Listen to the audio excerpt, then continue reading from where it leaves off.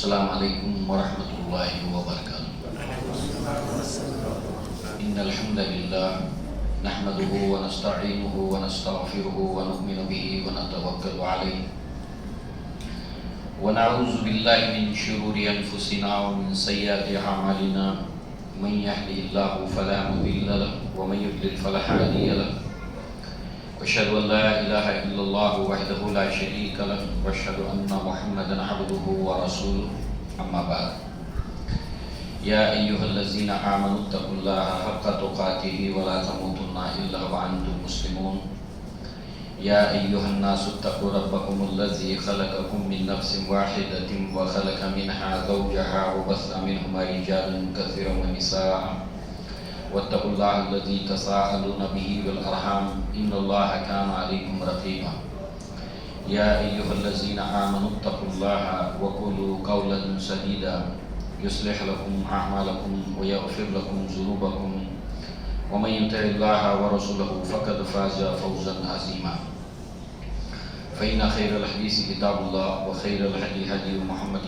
صلى الله عليه وسلم وشر الأمور محدثاتها وكل محدثة بدعة وكل بدعة ضلالة وكل ضلالة في النار وقال الله تبارك وتعالى لقد كان لكم في رسول الله أسوة حسنة لمن كان يرجو الله واليوم الآخر وذكر الله كثيرا رب اشرح لي صدري ويسر لي أمري واحلل عقدة من لساني يفقهوا قولي اللهم أرنا الحق حقا وارزقنا اتباعه وأرنا الباطل باطلا وارزقنا اجتنابه آمين يا رب العالمين اللهم لا سهل إلا ما جعلته سهلا وأنت تجعل الحزن سهلا إذا شئت۔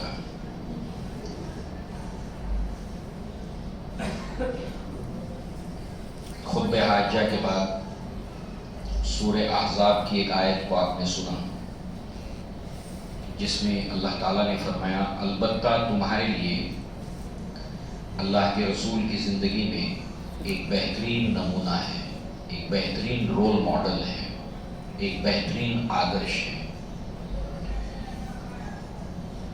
جو اللہ تعالیٰ سے ملاقات کا امیدوار ہے کہ ایک دن اللہ سے ملاقات ہوگی، وہ جو آخرت کے ہونے کا یقین رکھتا ہے، وہ جو اللہ کو کثرت کے ساتھ یاد کرتا ہے،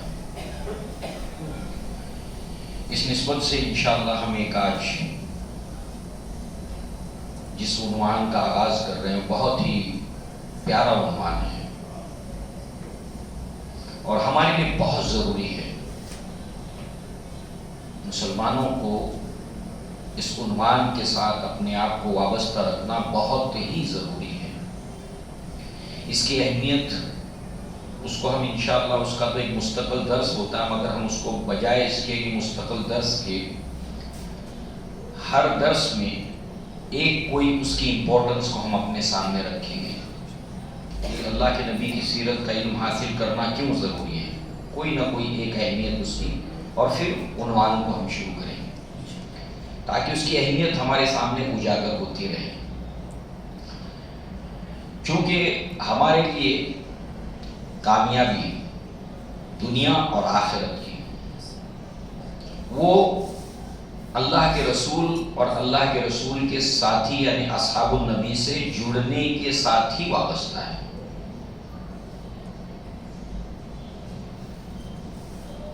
اور صحابہ کرام اس بات کو اچھی طرح جانتے تھے کہ ہماری دنیا اور آخرت کی کامیابی وہ اللہ کے نبی کی زندگی اور سیرت کو اپنے آپ کو وابستہ کرنے سے ہے، اور اسی لیے وہ بڑا اہتمام کرتے تھے۔ تو ایک وجہ آج ہم دیکھیں گے کہ یہ صحابہ کا عمل ہے، یہ تابعین کا عمل ہے، یہ صراط مستقیم پر چلنے والوں کا عمل ہے۔ اگر ہم بھی چاہتے ہیں کہ اس کارواں میں ہم شامل ہو جائیں تو ہمارے لیے بس ضروری ہے کہ ہم بھی اللہ کے نبی کی سیرت سے وابستہ ہوں۔ آپ دیکھیں کہ علی بن حسن بن علی رضی اللہ عنہ یعنی یہ علی بن ابی طالب کے پوتے ہیں، کہتے ہیں کہ ہمارے پیرنٹس، ہمارے والدین، ہمارے ماں باپ ہمارے سرپرست ہمیں جس طرح قرآن مجید کی تعلیم دیتے تھے اسی طرح اللہ کے نبی صلی اللہ علیہ وسلم کے غزوات کی تعلیم دیتے تھے. اس لیے کہ اللہ کے نبی صلی اللہ علیہ وسلم کے زمانے میں جب نبی کی سیرت کا آغاز ہوا آپ کی زندگی کے بارے میں، تو وہ معاملہ جو مسلمانوں سے متعلق ہوتا تھا اس کو غزوات کے تحت اس کو بیان کیا جاتا تھا، لکھا جاتا تھا، اور جو غیر مسلموں سے آپ کا معاملہ ہوتا تھا اس کو سیرت کے حوالے سے بیان کیا جاتا تھا. مگر جیسے جیسے یہ علم ترقی کرتا گیا تو پھر ایک جامع عنوان ہو گیا سیرت، اور اس کے اندر دونوں طرح کی باتیں جمع ہونے لگی نبی کی سیرت کو لے کر. تو کہتے ہیں کہ ہمیں ہمارے جو والدین اور سرپرست اور پیرنٹس ہوتے تھے وہ ہمیں جس طرح قرآن کے سکھانے کا اہتمام کرتے تھے ایسے ہی اللہ کے نبی کی سیرت کو سکھانے کا اہتمام کرتے تھے. واقدی رحمہ اللہ کہتے ہیں کہ محمد بن عبداللہ بن سعد کہ واقدی رحمہ اللہ کہتے ہیں کہ محمد بن عبداللہ کو سنا کہ ان کے چچا زہری فرماتے ہیں کہ غزوات کے علم میں دنیا اور آخرت کا علم ہے، یعنی اللہ کے نبی کی زندگی اور سیرت میں. اسماعیل بن محمد بن سعد بن ابی وقاص رضی اللہ عنہ فرماتے ہیں کہ ہمارے والد جو ہے وہ ہمیں رسول اللہ صلی اللہ علیہ وسلم کے غزوات کی تعلیم دیا کرتے تھے اور ہمارے سامنے اس کو شمار کر کے تعلیم دیتے تھے. شمار کر کے مراد اللہ کے نبی صلی اللہ علیہ وسلم نے یہ کیا، اس کے بعد یہ کیا، اس کے بعد یہ کیا، اس کے بعد یہ کیا، یعنی کرونولوجیکل آرڈر کے اندر آپ کے واقعات کو سناتے تھے. یعنی جیسے ایک کے بعد دو ہوتا ہے، دو کے بعد تین ہوتا ہے، تین کے بعد چار ہوتا ہے، ایک کے بعد بی، بی کے بعد سی، سی کے بعد ڈی، اسی طریقے سے جو ہے وہ ایک کے بعد ایک جو سیریز ہوتی تھی واقعات کی اس کو ہمیں سکھاتے تھے، ہمیں سناتے تھے. لہذا یہ تمہارے آباء و اجداد کے کارہائے نمایاں ہیں، تم انہیں بھلا نہ دینا. ہمیں تلقین کرتے تھے اس کو بھلانا نہیں، اس کو فراموش مت کر دینا. تو ہم نے دیکھا کہ کس طریقے سے صحابہ کرام اپنے بچوں کو، اپنی نسلوں کو اللہ کے نبی کی سیرت کو سکھانے کا اہتمام کرتے تھے. اس میں کوئی شک نہیں ہے کہ امت کے اس زب و حالی سے نکلنے کا جو راستہ ہے وہ اللہ کے نبی کی سیرت سے امت کو جوڑنا، بچوں کو جوڑنا. ہر انسان اس کے لیے محنت کرے، ہر انسان اس کے لیے محنت کرے، اپنی یہ ڈیوٹی جانے. آج ہم انشاءاللہ دیکھیں گے اللہ کے نبی کی سیرت کے حوالے سے. ویسے تو سیرت کے علم میں اللہ کے نبی کی ولادت سے بہت پہلے سے اس کی شروعات کی جاتی ہے، مگر ہم بہت زیادہ تفصیل میں پیچھے نہ جاتے ہوئے یہ دیکھیں گے کہ اللہ تبارک و تعالیٰ نے پوری دنیا کے اقوام کو چھوڑ کر اللہ تبارک و تعالیٰ نے اہل عرب کو چنا آخری نبوت اور رسالت کے لیے. جس قوم کی نبی کے ساتھی کے طور پر چننا تھا اللہ تعالیٰ نے عربوں کو منتخب کیا. یہ اللہ تعالیٰ کا سلیکشن ہے. ہم اللہ تعالیٰ کو اس کی اسماء اور صفات کے ساتھ اس کے اوپر ایمان رکھتے ہیں، اور اللہ تعالیٰ کا ایک نام ہے المدبر. وہ تدبیر کرتا ہے، ہر چھوٹی سے چھوٹی چیز کی پلان ہے اس کے پاس، تدبیر ہے. یہ تو بہت بڑی بات تھی، آخری نبوت، آخری رسالت. اس کے لیے اللہ تعالیٰ کی اس کے اندر جو تدبیر ہے، اللہ نے عربوں کو چنا. اور اس کے حوالے سے ایک روایت گویا کہ اسی روایت کی یہ تفصیل ہے. مسلم شریف کی روایت ہے فضائل قریش کے حوالے سے. اللہ کے نبی صلی اللہ علیہ وسلم نے فرمایا کہ ان اللہ عز و جل اصطفیٰ کنانۃ من ولد اسماعیل علیہ السلام واصطفیٰ قریشا من کنانہ واصطفیٰ من قریش بنی ہاشم وَاصْطَفَانِي مِن بَنِي ہاشم. مسلم شریف کی روایت ہے کہ بے شک اللہ عز و جل نے اسماعیل علیہ السلام کی اولاد میں سے کنانہ کو چنا. کنانہ میں سے اللہ تبارک و تعالیٰ نے قریش کو چنا. قریش میں سے اللہ تعالیٰ نے بنو ہاشم کو چنا. اور بنو ہاشم میں سے اللہ تبارک و تعالیٰ نے مجھے چنا. گویا کہ اسی حدیث کی تفصیل ہے جو آج کے درس میں ہمارے ہوگی، جس میں ہم اللہ تعالیٰ کی تدبیر کو اس کے فضل سے سمجھنے کی کوشش کریں گے. ابھی آپ دیکھیے اتنا بڑا معاملہ ہے کہ آخری نبوت اور رسالت ہے، اور نبی کو اچھے ساتھی چاہیے. ہر نبی اس کے بہترین ساتھیوں کو اللہ تعالیٰ ایک نبی کے لیے منتخب کرتا ہے. اس نسبت سے آپ دیکھیں کہ اللہ تبارک و تعالیٰ نے نبی صلی اللہ علیہ وسلم کے لیے جن اصحاب کو چنا ہے، تو ظاہر سی بات ہے کہ پوری دنیا کے انسانوں اور قوموں کو ریجیکٹ کر کے چنا ہے. ہم لوگ سب رد کیے ہوئے. اللہ تعالیٰ نے ہم کو نہیں چنا، اس کو کسی قوم کو نہیں چنا. حالانکہ اس وقت بڑی سیویلائزڈ قومیں موجود تھی دنیا میں، جن کی تہذیب کا ڈنکا بجتا تھا دنیا میں. اگر کسی انسان سے پوچھا جائے کہ بھائی کسی اچھے مشن اور کام کے لیے کیسے لوگوں کا انتخاب ہونا چاہیے، وہ کہے گا پڑھے لکھے سیویلائزڈ اور مہذب لوگ ہونے چاہیے، یہی کہے گا. مگر یہ قوم کیسی تھی؟ وَالَّذِي بَعَثَ فِي الْأُمِّيِّينَ رَسُولًا مِّنْهُمْ يَتْلُو عَلَيْهِمْ آيَاتِهِ. وہی وہ اللہ ہے جس نے امیین کے اندر جو پڑھنا اور لکھنا نہیں جانتے ان کی کثرت تھی، اللہ تعالیٰ نے ان کو چنا، پڑھے لکھے لوگوں کو نہیں چنا. اس میں بہت کچھ لکھا ہے اسلاف نے. واحد کچھ ہی چیزیں ہم دیکھیں گے یہاں پر. لہذا اللہ تعالیٰ نے اس قوم کو چنا، اور جغرافیائی اعتبار سے اللہ تبارک و تعالیٰ نے جزیرہ نمایاں عرب کو چنا، عرب کے خطے کو چنا. اب چلیے اس کی شروعات، اس تدبیر کے کھلنے کی شروعات ہمارے سامنے اللہ تعالیٰ نے اس کو لکھ دیا تھا. اس وقت سے ہوتی ہے کہ جب اللہ تعالیٰ نے اپنے خلیل ابراہیم علیہ السلام کو حکم دیا کہ وہ اپنی بیوی اور اپنے بیٹے اسماعیل علیہ السلام کو اپنی ذریت کو لا کر مکہ میں ڈال دیں، یہاں لا کے چھوڑ دیں. یہ شروعات ہوئی ہے. اسی اسماعیل علیہ السلام ہی کی اولاد میں محمد رسول اللہ صلی اللہ علیہ وسلم کی ولادت ہوئی ہے. یہاں لا کر چھوڑ دیں مکہ کے اندر. اور اللہ تبارک و تعالیٰ کے حکم پر عمل کرتے ہوئے ابراہیم علیہ السلام نے اپنی ذریت کو یہاں لا کر چھوڑا.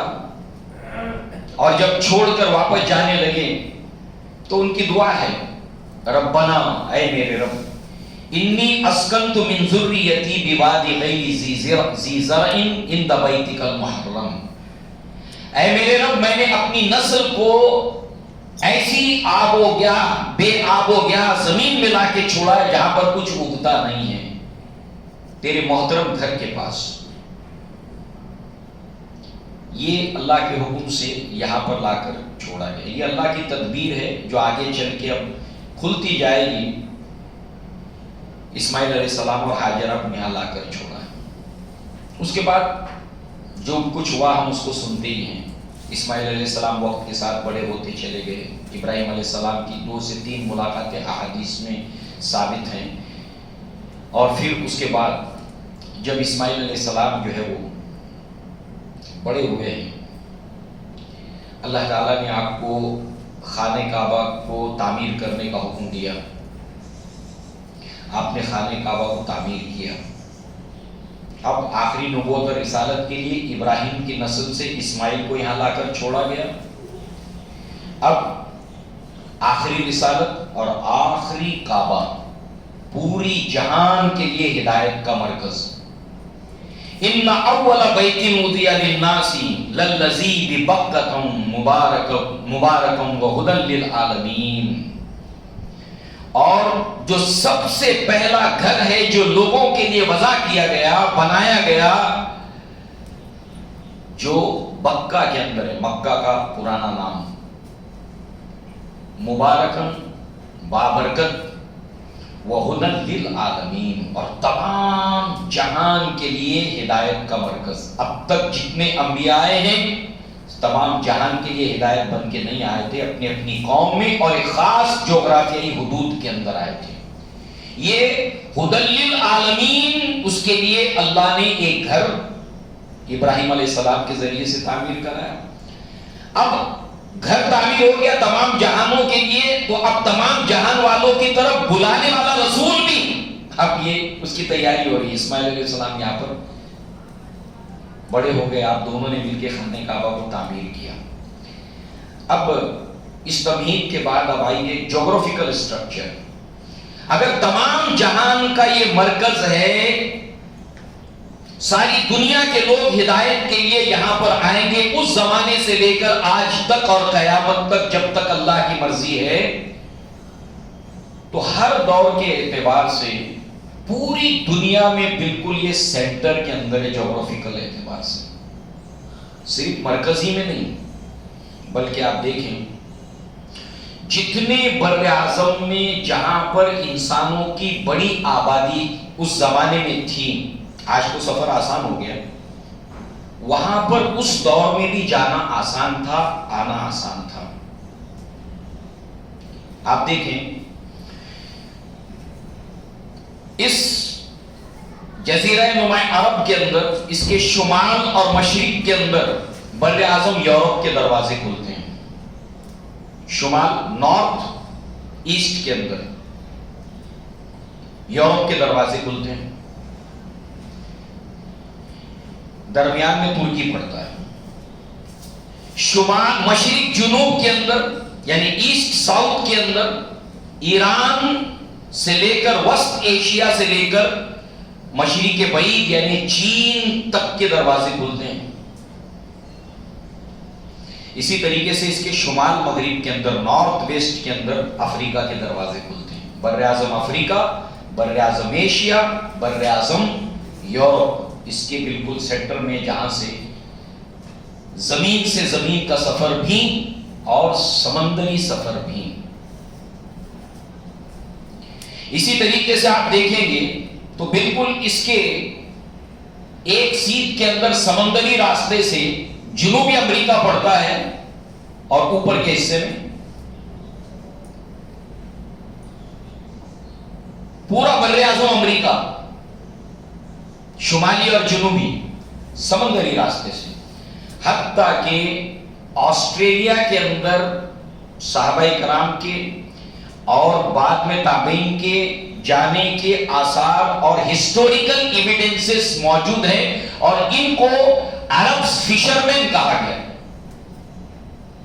جو کشتیوں کے راستے سے جانے کے ثبوت۔ اتنی بڑی تعداد میں وہاں اسلام نہیں پھیل سکا، مگر یہ جو مرکز ہے جہاں پر جانا، کیوں کہ نبی کا پیغام تمام جہان کے لیے ہے، تو اس اعتبار سے یہ جغرافیکل لوکیشن ہے۔ اللہ تعالیٰ نے اس خطے کو منتخب کیا ہے، زمین سے زمین کا سفر بھی آسان اور سمندری۔ جہاں تک ایشیا میں آنے کا تعلق ہے تو صحابہ کے زمانے ہی میں اتنے زیادہ ایویڈنسز ہیں نام کے ساتھ کہ کون کون سے صحابی رسول ہندوستان میں آئے ہیں، ان کے پورے نام کی فہرست ہے، کون سے دور میں آئے، کون سے زمانے میں آئے، تھانہ ڈسٹرکٹ کے اندر آئے، حیدرآباد کے ساحل کے اوپر آئے، جوناگڑھ کے ساحل کے اوپر آئے، صحابہ کرام سمندری راستے سے، الحمدللہ پورے نام کی فہرست ہے۔ محمد بن قاسم جن کا تعلق طائف سے تھا، زمینی راستے سے ہندوستان کے اندر داخل ہوئے، تو معلوم یہ ہوا کہ آخری نبوت اور رسالت کے لیے اللہ تبارک و تعالیٰ کا یہ جو انتخاب تھا، اس کے لیے نبی کا پیغام دنیا کے اندر پہنچ جائے، کیونکہ آپ وما ارسلناک الا رحمۃ للعالمین بنا کر بھیجے گئے ہیں۔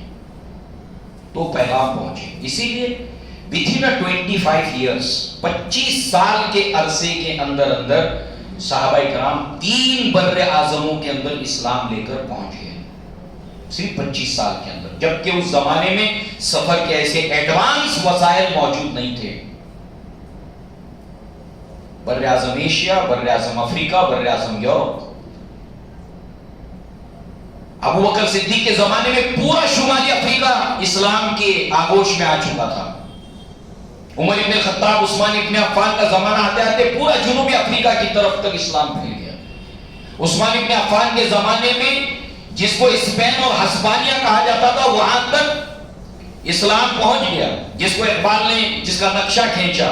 مغرب کی وادیوں میں، مغرب ویسٹ یورپ، مغرب کی وادیوں میں گونجی اذا ہماری، تھمتا نہ تھا کسی سے سیل رواں ہمارا. یہ جو سیلاب کو کہتے ہیں، یہ جو سیلاب ہے اسلام کا جو پھیل رہا تھا، تھمتا نہ تھا کسی سے سیل رواں ہمارا. یہ بہتا ہوا اسلام کا سیلاب کسی سے رو کے رک نہیں رہا تھا اس زمانے کے اندر، جبکہ سفر کے وسائل موجود نہیں تھے.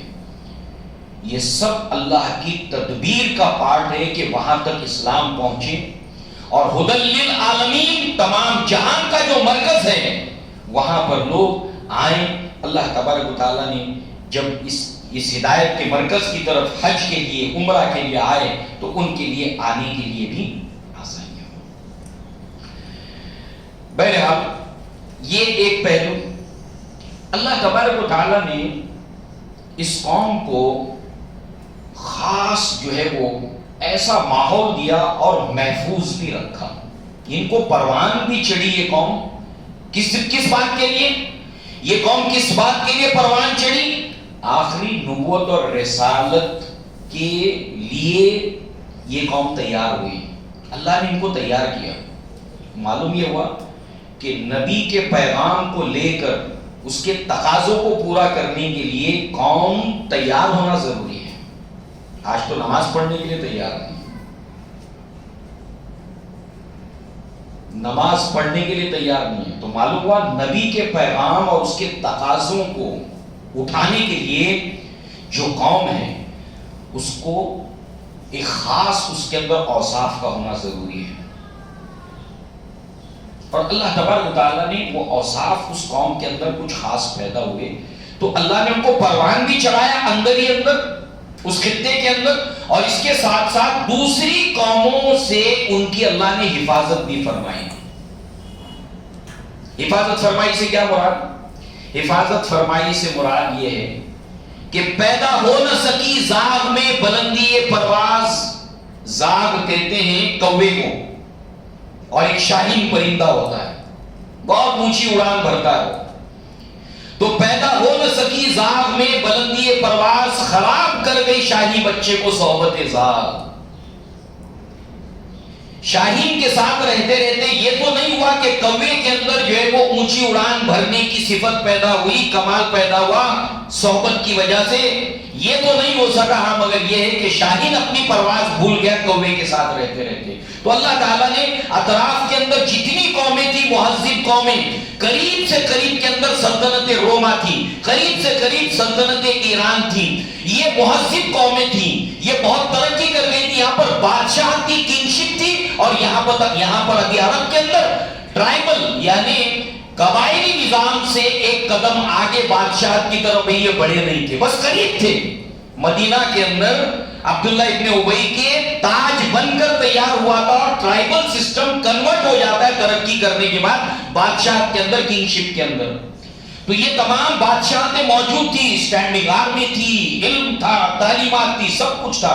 مگر ان قوموں کی صحبت سے اللہ نے ان کو بچایا، اور اس کے ساتھ ساتھ یہ تمام کے تمام قومیں اندر آ بھی نہیں سکتی تھیں، کیونکہ ایک مشہور بات تو ہمیں معلوم ہے تاریخی طور پر، الیگزینڈر دی گریٹ، سکندر اعظم، اس کا خواب تھا کہ پوری دنیا کا وہ بادشاہ بن جائے.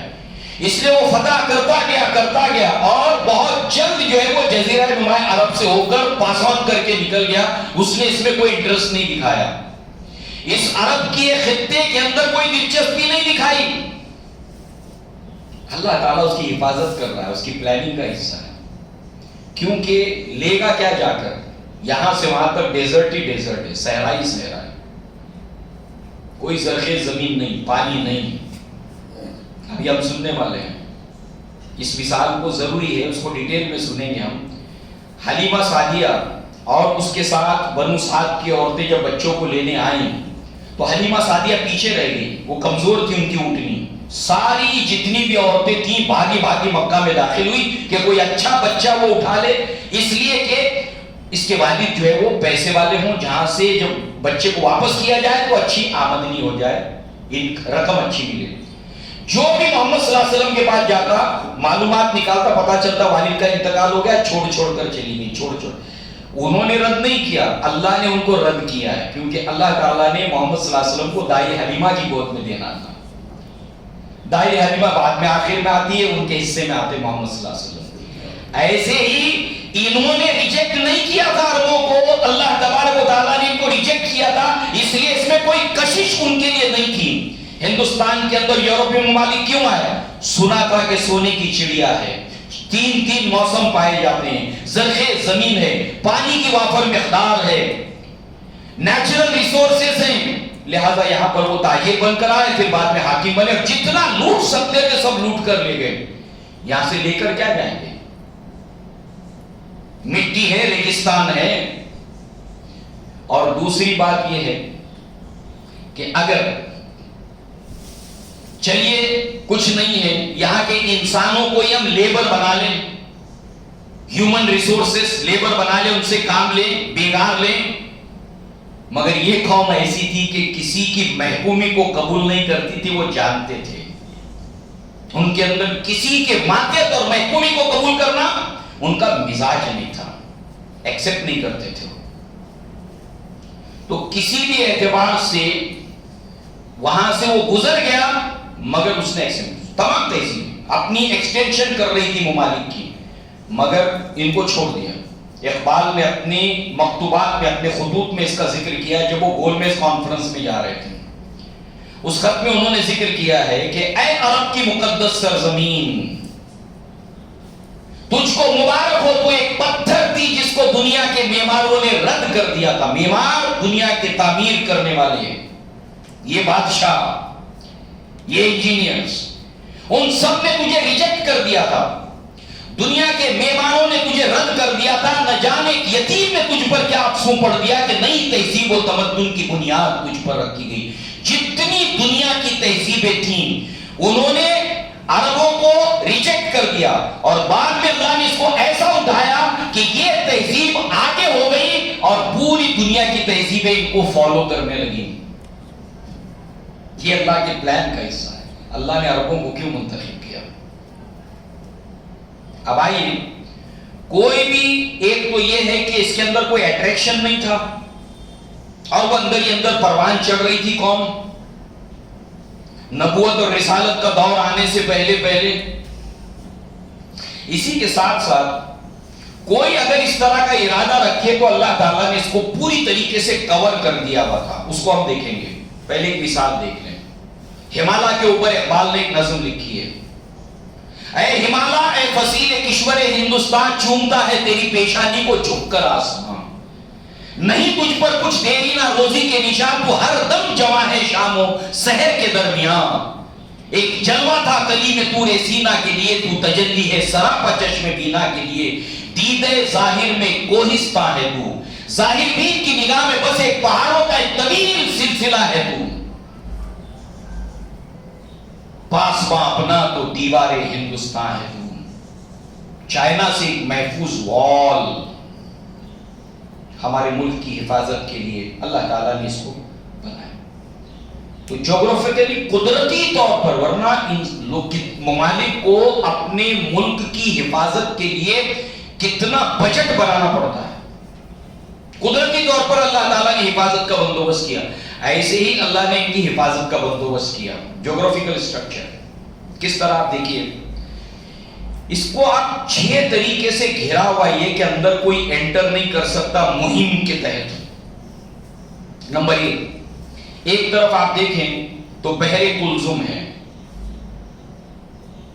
جہاں سے پھر مغرب کی طرف بر اعظم افریقہ جاتا ہے، اور بحر کلزم کے بعد عرب کے اندر انٹر کرنے کے لیے سمندر جیسے جیسے اس کے طرف آتے ہیں تو اس وقت مرجان اور مونگے کی چٹانیں یہاں پر ہیں جس سے جہاز ٹکرا کر پاش پاش ہو جائے، اور اسی کے ساتھ ساتھ جو ہے وہ یہ زیر آب چٹانیں جو ہے وہ اس علاقے کے اندر جو ہے وہ جہاز رانی کا رجحان اس زمانے میں تھا نہیں، تو اس طریقے سے اس کو جغرافیکلی اللہ تعالیٰ نے کور کیا ہوا تھا۔ دوسرا علاقہ کہلاتا ہے تہامہ، تہم کہتے ہیں حبس کو، یعنی اگر ڈیزرٹ اس بری راستے سے اگر کوئی فوج کوئی مہم داخل ہو جائے اس کو فتح کرنے کے لیے، تو وہاں پہنچتے پہنچتے یہاں پر ہوا آ کر بلاک ہو جاتی ہے اور ایسی حبس ہوتی ہے کہ پسینہ جو ہے وہ جسم سے خارج ہو کر جو ہے وہ انسان بے ہوش ہو جائے۔ ایک لمبا سفر ہے جہاں پر حبس ہے، ہوا بند کر دیا ہے، اس کو تہامہ کہا جاتا ہے، اور شدید گرمی یہاں پر جو ہے وہ پڑتی ہے۔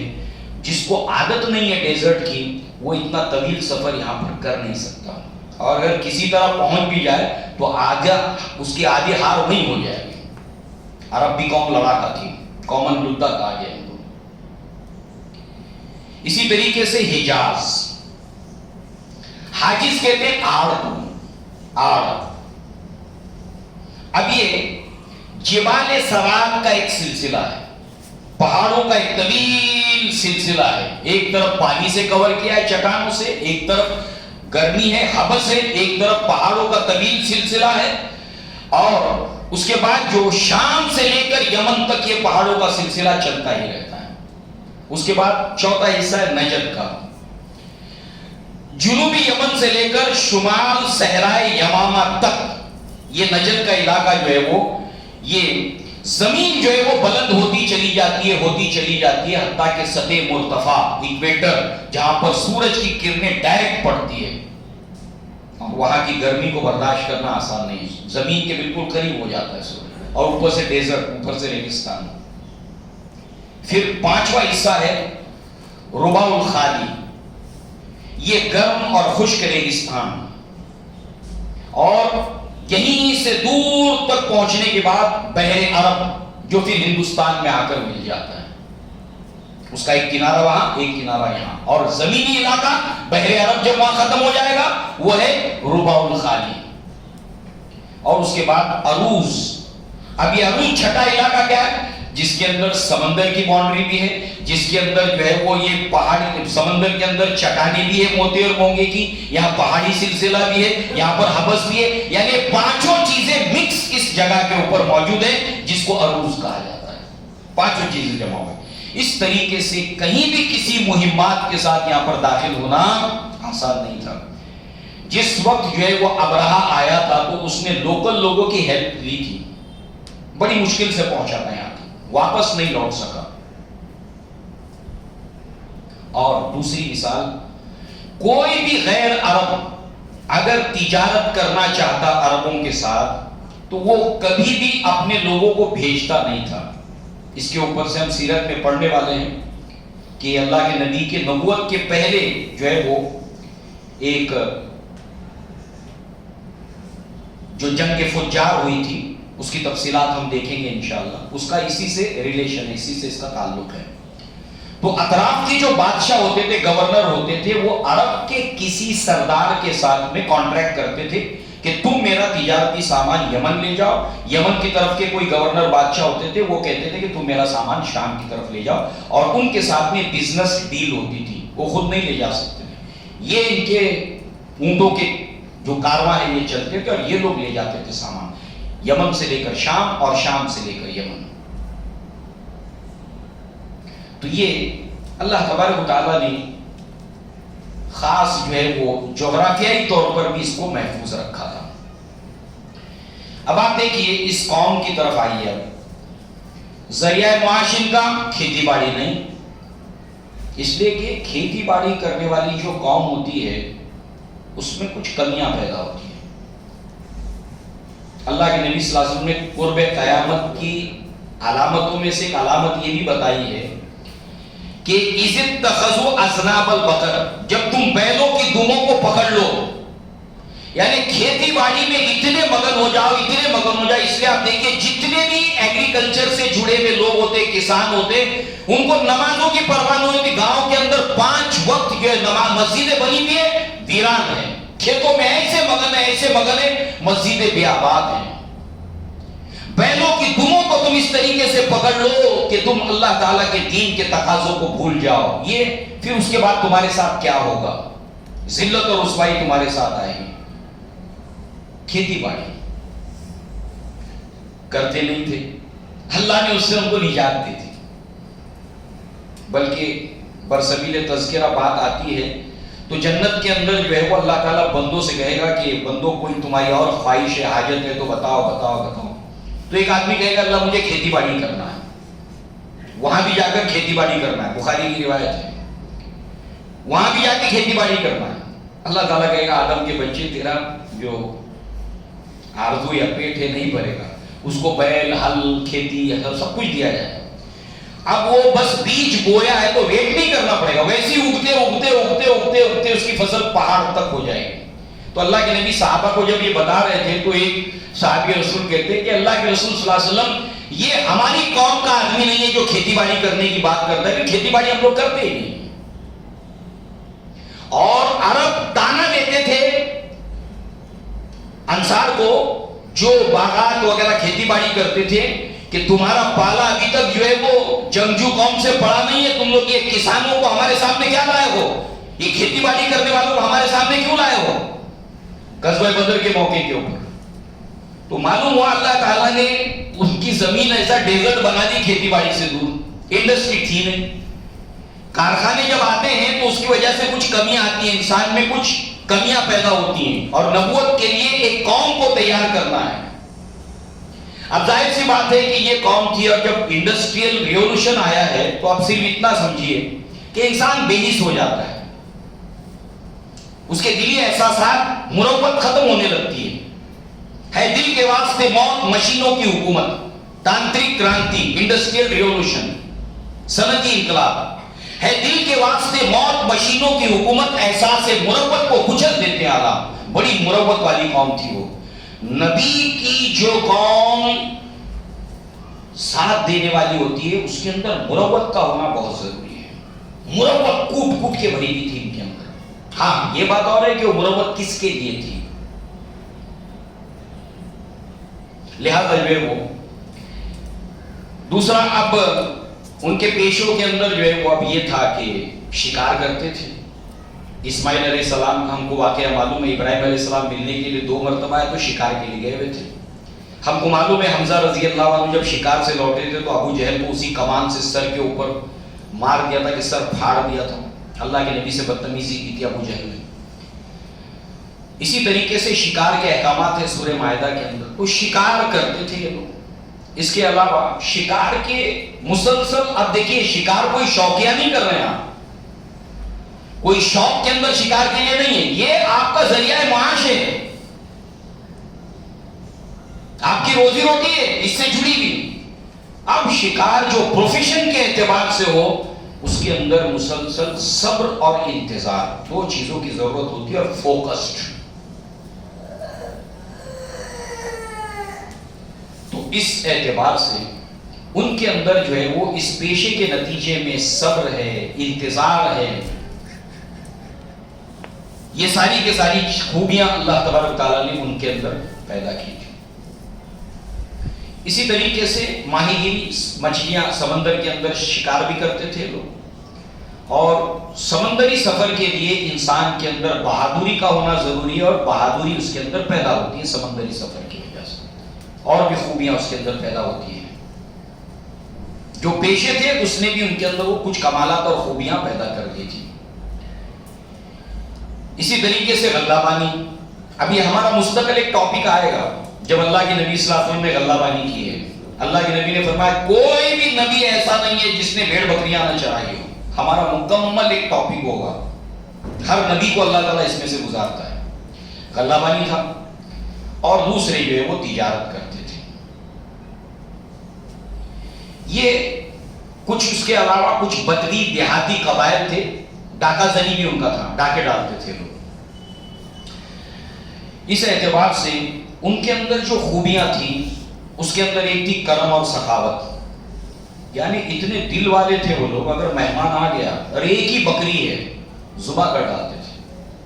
مہمان نواز، سخاوت،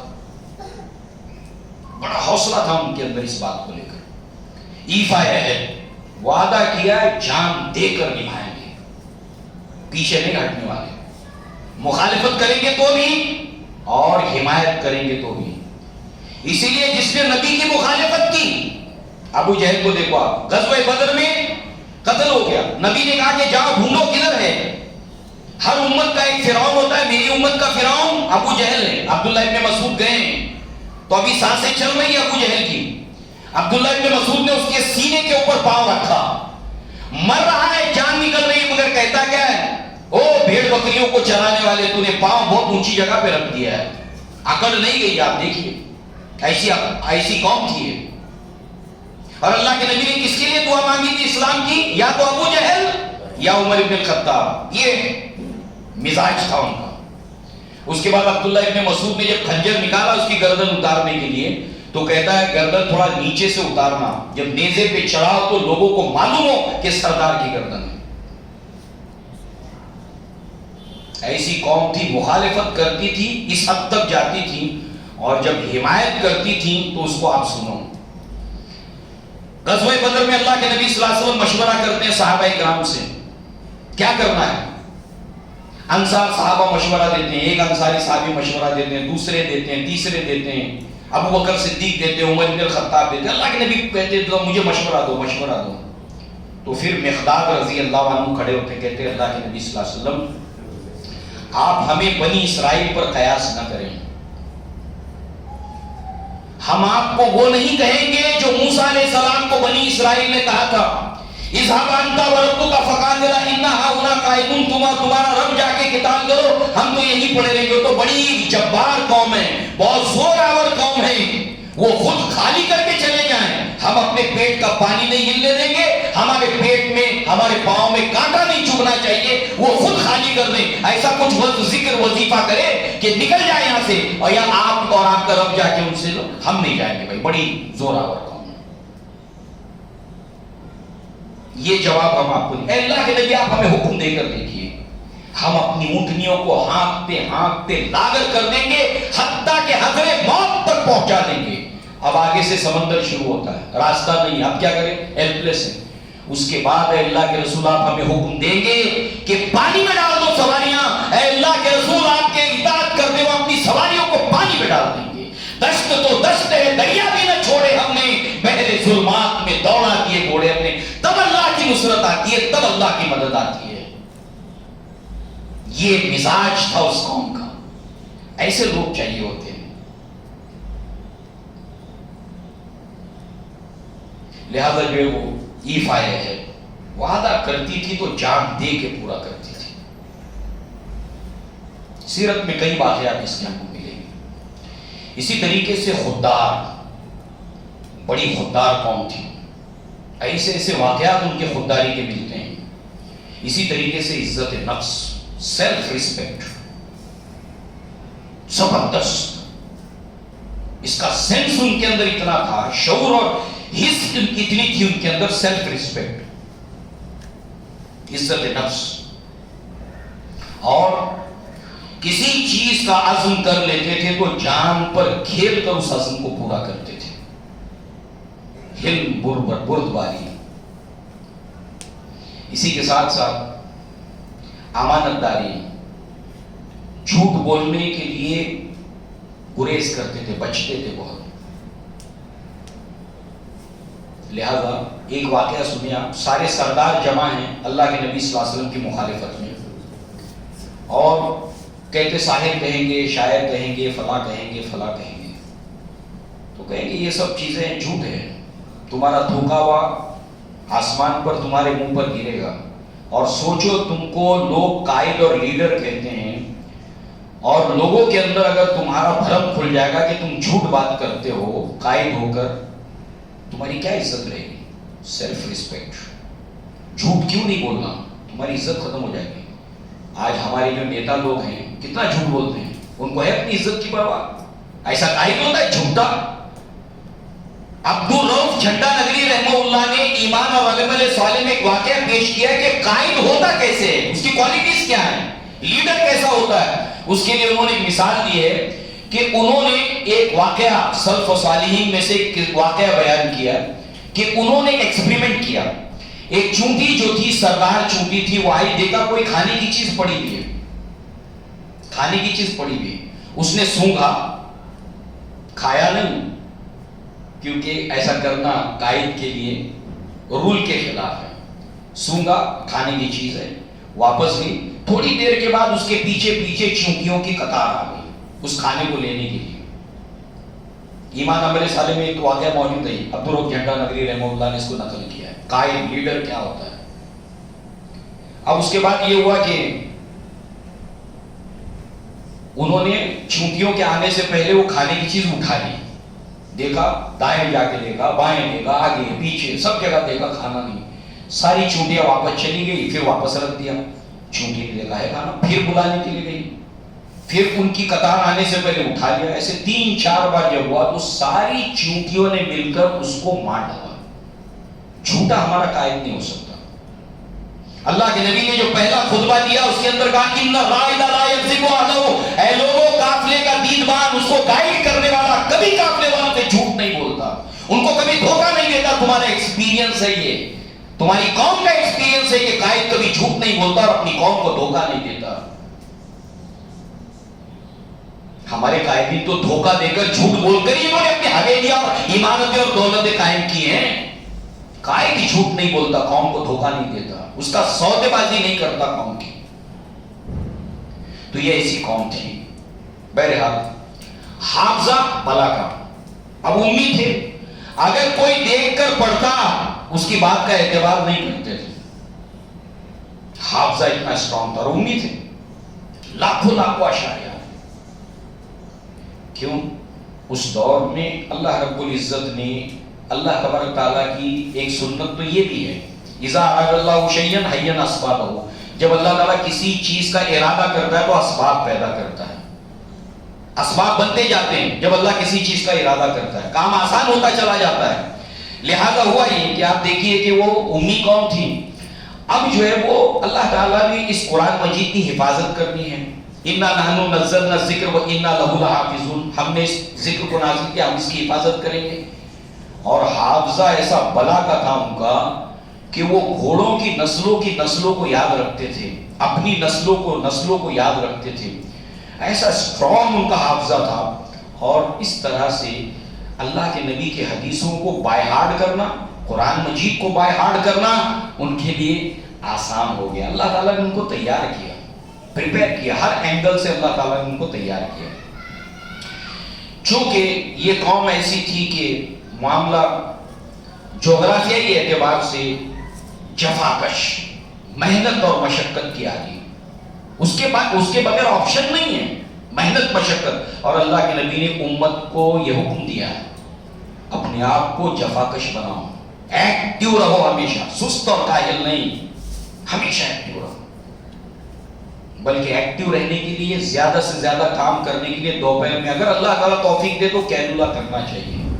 شیطان نہیں کرتا ہے کیلولا، تاکہ سیکنڈ ہاف کے اندر اور اچھی طریقے سے ہم کام کر سکیں، فریش ہو کر کام کر سکیں۔ تو اس اعتبار سے جو ہے اللہ کے نبی نے فرمایا کہ جفاکشی اختیار کرو، اپنے جسم کو محنت اور مشقت کا عادی بناؤ۔ اقبال نے بڑی پیاری بات کہی ہے کہ فطرت کے مقاصد کی کرتا ہے نگہبانی، فطرت کے مقاصد کی کرتا ہے نگہبانی، یا مرد صحرائی یا مرد کوہستانی۔ اللہ تعالیٰ کے دین کی ہمیشہ یا تو صحرائی لوگ ہوتے ہیں جن کے ہاتھ میں اللہ جھنڈا دیتا ہے، یا پھر پہاڑی لوگ ہوتے ہیں جن کو اللہ تعالیٰ جھنڈا دیتے ہیں۔ کیوں؟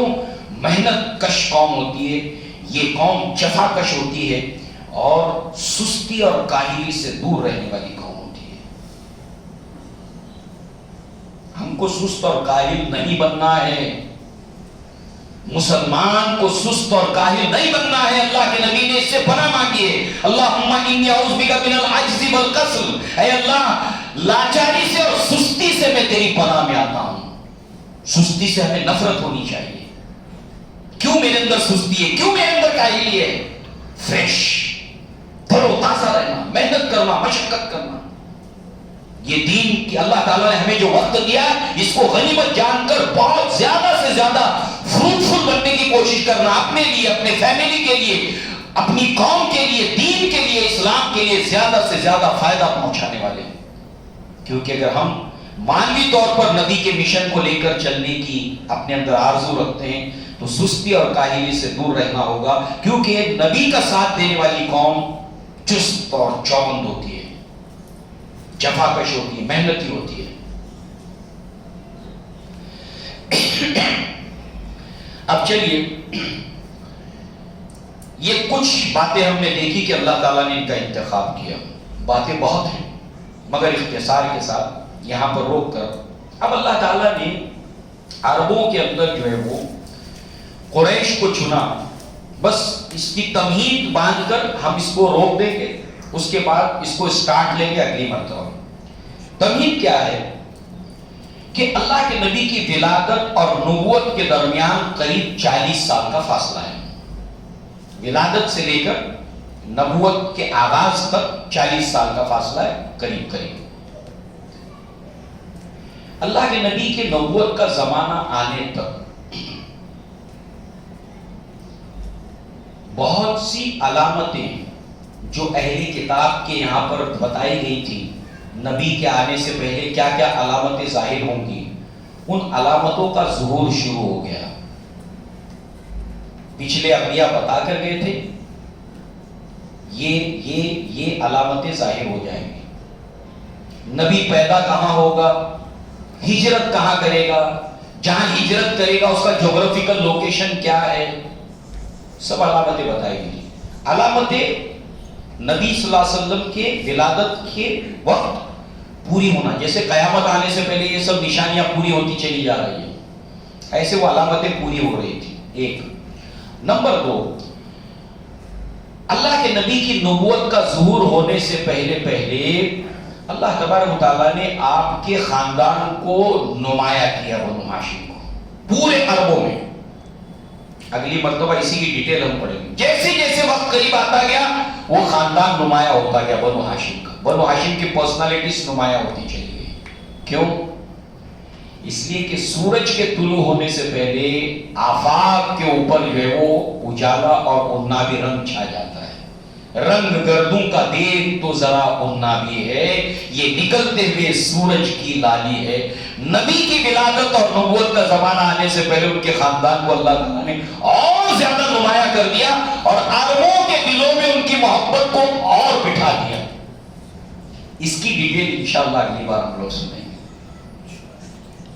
اللہ تعالیٰ سے دعا ہے اللہ تعالیٰ ہمیں اپنے پیارے حبیب محمد رسول اللہ صلی اللہ علیہ وسلم کی سیرت سے, آپ کی زندگی سے خاص محبت پیدا فرمائے اور آپ کی سیرت کو پڑھنے, سمجھنے اور امت کے بچے بچے تک اور امت کی خواتین تک, امت کے نوجوانوں تک اللہ تعالیٰ ہمیں انہیں نبی کی سیرت کو پہنچانے کی اللہ تعالیٰ ہمیں توفیق عطا فرمائے. اقول قولی ھذا واستغفر اللہ لی ولکم ولسائر المسلمین والمسلمات وآخر دعوانا الحمد للہ رب العالمین. السلام علیکم ورحمۃ اللہ وبرکاتہ.